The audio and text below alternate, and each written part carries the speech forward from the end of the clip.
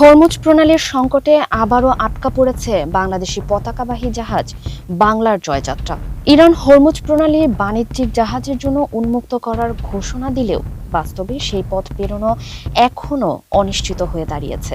সংযুক্ত আরব আমিরাতের শারজাহ বন্দর থেকে রওনা দিয়েও মাঝপথে থমকে যেতে হয়েছে বিএসসির এই জাহাজটিকে। ঘটনার সূত্রপাত শুক্রবার রাতে। ইরান হরমুজ প্রণালী উন্মুক্ত করার ঘোষণা দিলে রাত ৯টার দিকে নোঙর তোলে জয়যাত্রা। উদ্দেশ্য ছিল সংযুক্ত আরব আমিরাতের ফুজাইরা বন্দর। কিন্তু যাত্রা শুরুর কয়েক ঘন্টার মধ্যে ইরানের ইসলামী বিপ্লবী গার্ড বাহিনী বা আইআরজিসি জাহাজটির গতি রোধ করে দেয়। ফলে হরমুজ আর পার হওয়া সম্ভব হয়নি।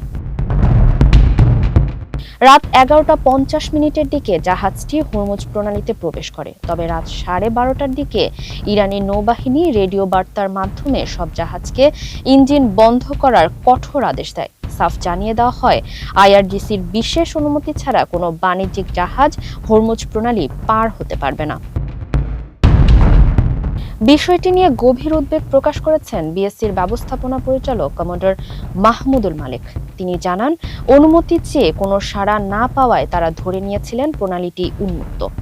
জয়যাত্রার সঙ্গে আরও প্রায় ৪০টি বাণিজ্যিক জাহাজ একই পথে এগোচ্ছিল। নির্ধারিত গতিতে চললে ভোর ৩টার মধ্যেই ওমান সাগরে পৌঁছানো সম্ভব ছিল। কিন্তু ইরানি নেভির আকস্মিক হুঁশিয়ারি সব পরিকল্পনা নস্যাৎ করে দেয়। উল্লেখ্য, এর আগে ইরান যুদ্ধের কারণে ৩১ জন নাবিক নিয়ে টানা ৪০ দিন আটকে ছিল বাংলার জয়যাত্রা। গত ৮ এপ্রিল যুদ্ধবিরতি ঘোষণার পর সৌদি আরবের রাজ আল খায়ের বন্দর থেকে রওনা দিলেও ১০ এপ্রিল ইরান সরকার জাহাজটিকে আটকে দেয়। পরিস্থিতির উন্নতি না হওয়ায় বাধ্য হয়ে শারজাহ বন্দরে আশ্রয় নিয়েছিল জাহাজটি।